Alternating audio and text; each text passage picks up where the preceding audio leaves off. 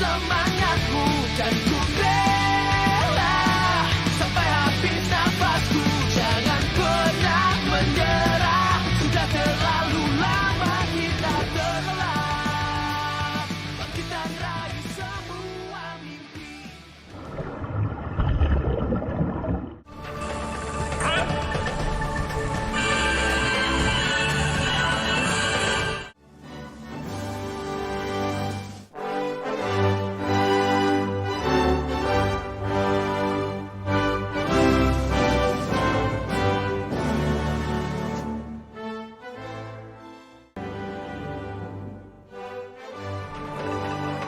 Ini rangkaian dari semua kegiatan yang kita laksanakan di seluruh jajaran.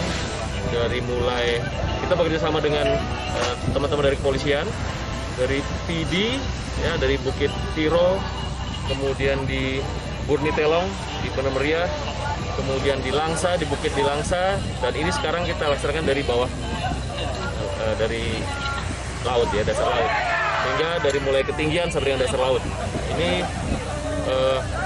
sebagai simbol persatuan kita, ya. Karena hari ini kita merayakan Hari Kemerdekaan Republik Indonesia ke-76, dan momentum ini Indonesia tangguh, Indonesia tumbuh.